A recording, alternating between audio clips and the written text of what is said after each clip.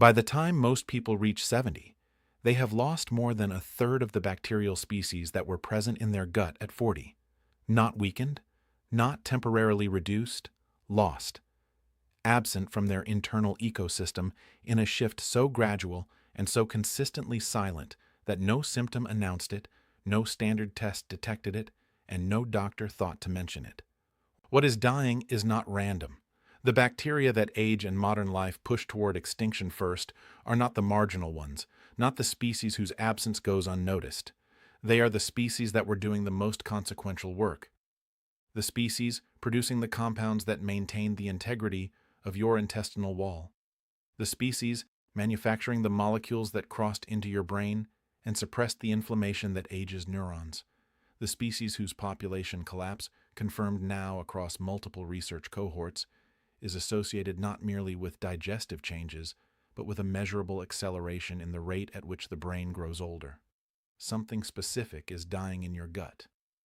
And once you understand what it is, what its name is, what it was protecting, and why the supplement industry has never told you about it, the path to addressing what is happening becomes available to you in a way that it has not been before.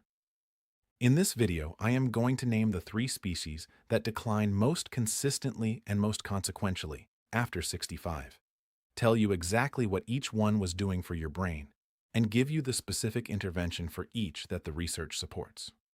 Not general gut health advice, species-specific, precise enough to be actionable this week.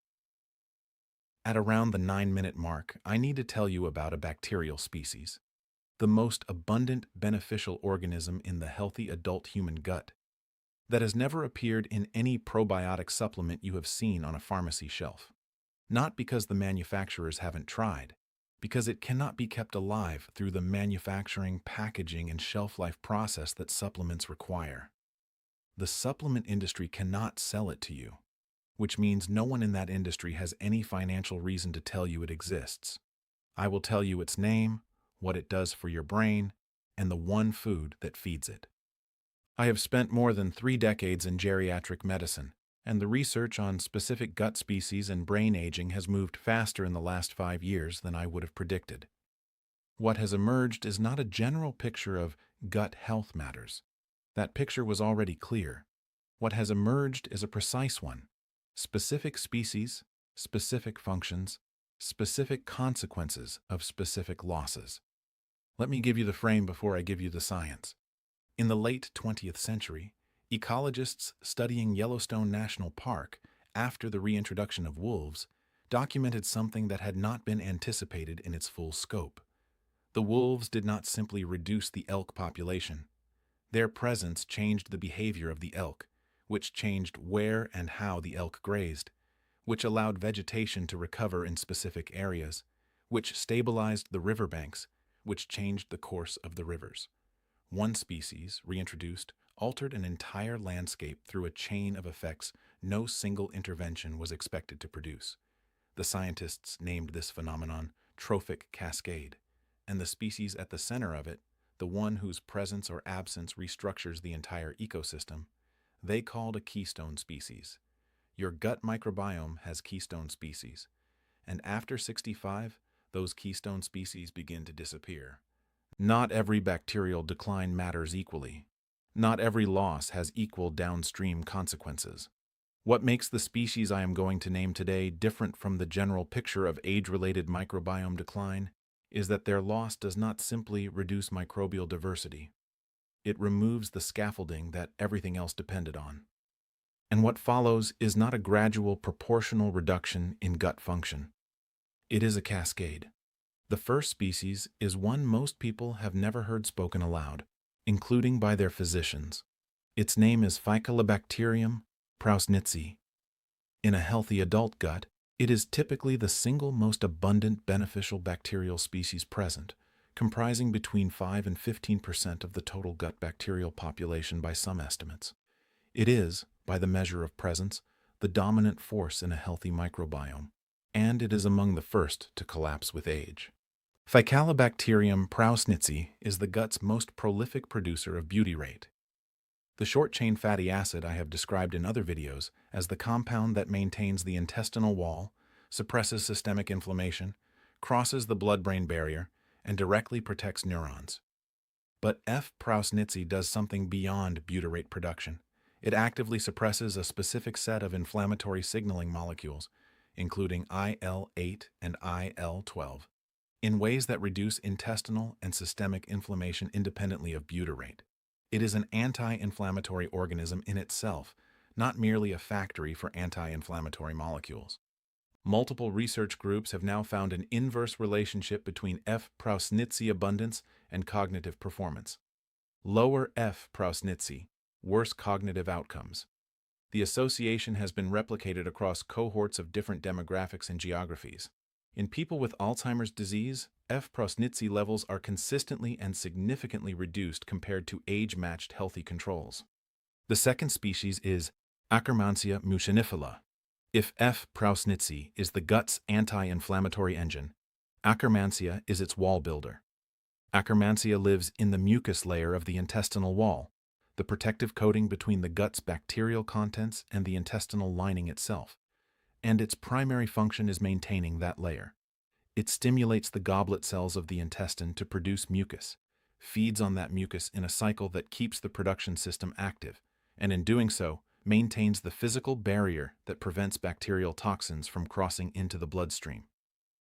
When Akkermansia declines, which it does with age, with antibiotic use, and with low-fiber diets, the mucus layer thins, the intestinal wall becomes more permeable.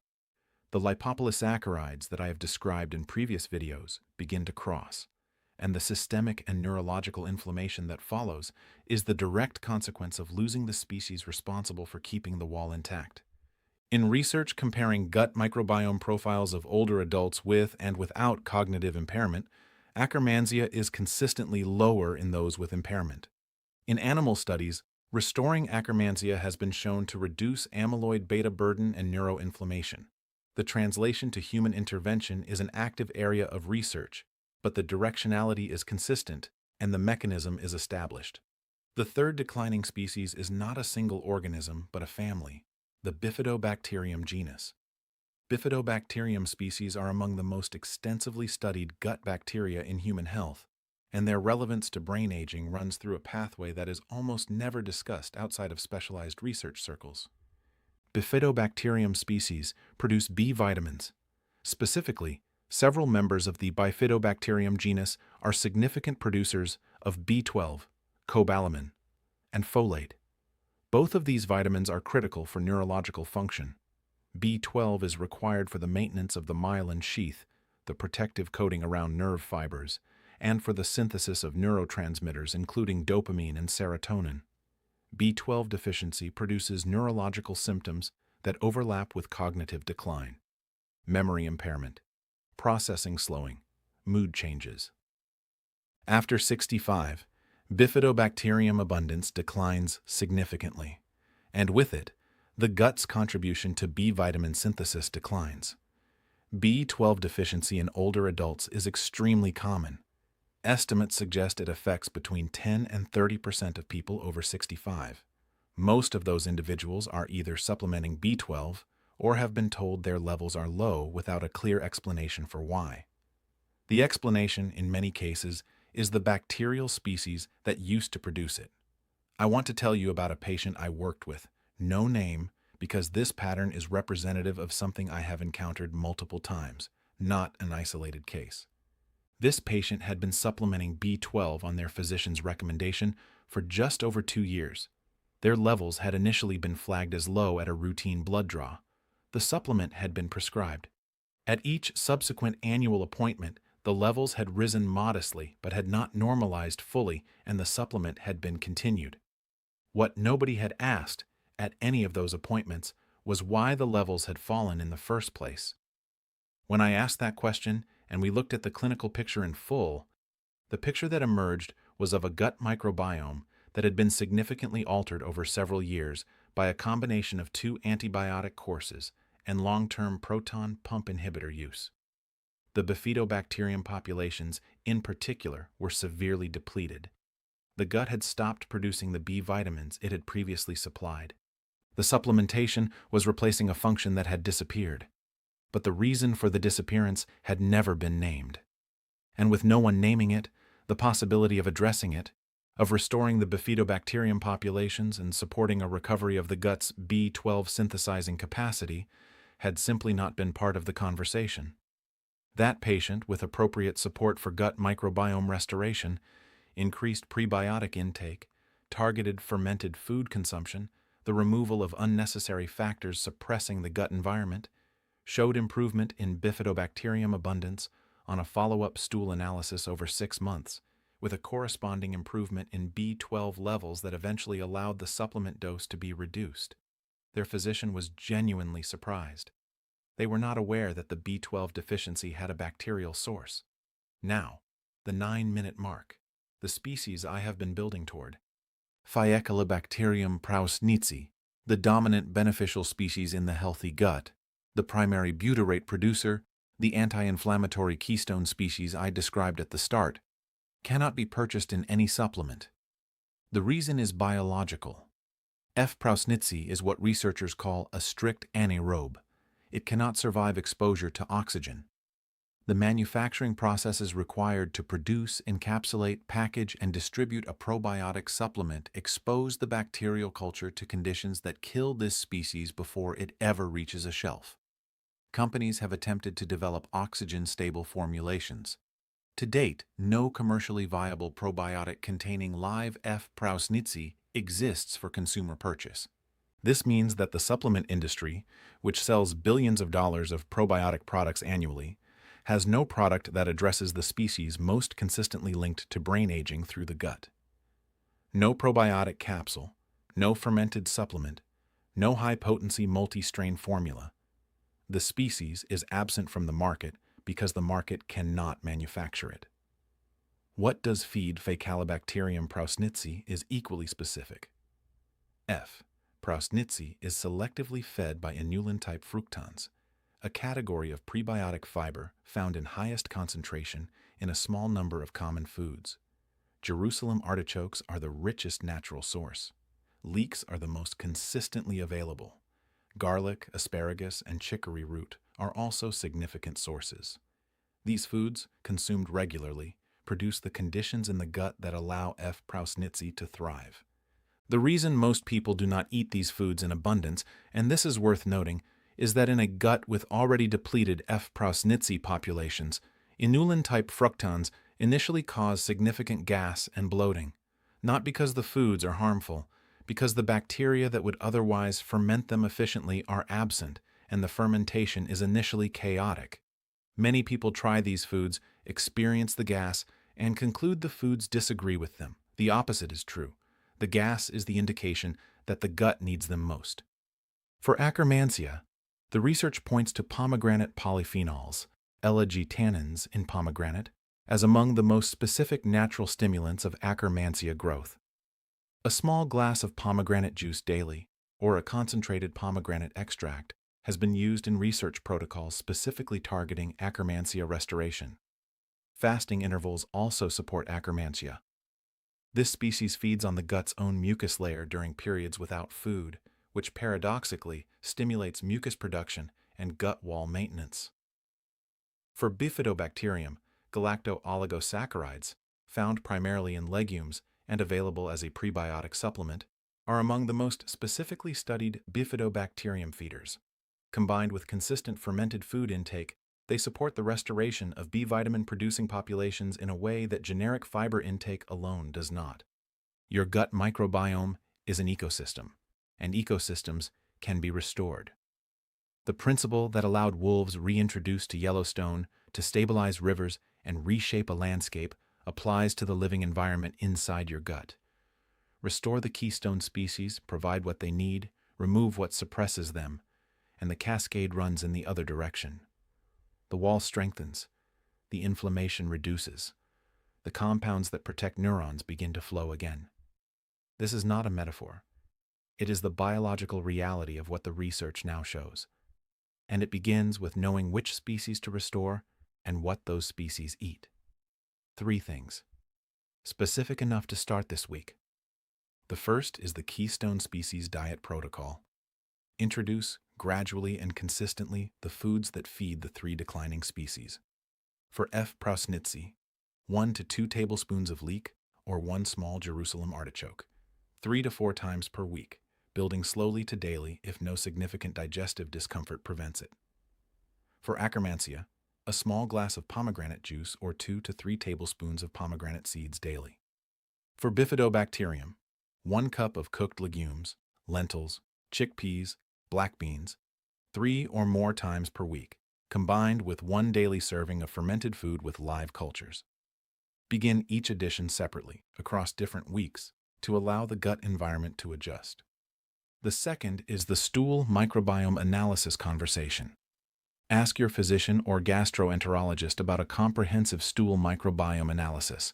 Tests marketed under names including GI-MAP, Viome, or Geneva Diagnostics Comprehensive Stool Profile. These tests measure the abundance of specific bacterial species, including F. prausnitzii and Akkermansia, directly. If your levels of these keystone species are critically depleted, the test transforms the conversation from general gut health advice into specific, measurable intervention. Coverage varies, but these tests are available and increasingly ordered by integrative and functional medicine practitioners. The third is the B12 source investigation. If you have been supplementing B12 or have been told your B12 is low, ask your physician, is there evidence that restoring Bifidobacterium species in my gut could improve my B12 status? Could gut microbiome restoration be part of the management plan alongside supplementation? This question is clinically legitimate, is supported by research, and opens a conversation most B12 supplementing older adults have never had. Addressing the bacterial source rather than only replacing the vitamin is a different, and potentially more durable, approach. Go back to where this video began. By the time most people reach 70, more than a third of the bacterial species that were present in their gut at 40 are gone. And what has gone is not random. It is the keystone species, the wall builder, the butyrate factory, the B vitamin manufacturer. The organisms whose absence does not simply reduce function, it cascades, it destabilizes, it accelerates aging in the organ that cannot afford to age any faster. You now know what is dying. You know its name. You know what it was protecting. And you know what feeds it. If someone you know is being told their low B12 or their cognitive changes or their persistent gut discomfort is simply part of getting older, please share this video with them, because the species at the center of those connections has a name, and named things can be addressed. Before next week, I want you to try one specific thing. Tonight, not tomorrow, tonight, include 1 tablespoon of finely sliced leek in something you eat. Soup, eggs, a salad, anything. 1 tablespoon of leek. The reason I am asking specifically for leek is that it contains one of the highest concentrations of inulin-type fructans of any commonly available food, the specific prebiotic fiber that Faecalibacterium prausnitzii selectively ferments. If you notice any gas or bloating in the 2 to 3 hours that follow, write it down, because that gas is not a problem. In most cases, it is the sound of a depleted bacterial population beginning to ferment something it has not had adequate food supply for. It is a signal. And next week I am going to explain what that signal specifically tells you about the current state of F. prausnitzii in your gut, and what to do differently depending on whether the gas is present or absent. Come back with what you noticed. One important note before you go. Everything in this video is for educational purposes only, and is not a substitute for the guidance of your personal physician or a registered dietitian. The dietary changes described, including inulin-containing foods, may cause digestive discomfort, particularly in people with irritable bowel syndrome or other gastrointestinal conditions. Please introduce any new food gradually and discuss significant dietary changes with your healthcare provider. The stool microbiome tests mentioned are available but vary in clinical validation. Discuss with your physician whether they are appropriate for your individual situation. The goal of this video is to give you a more specific picture of what the research shows and the questions to bring to your next healthcare conversation.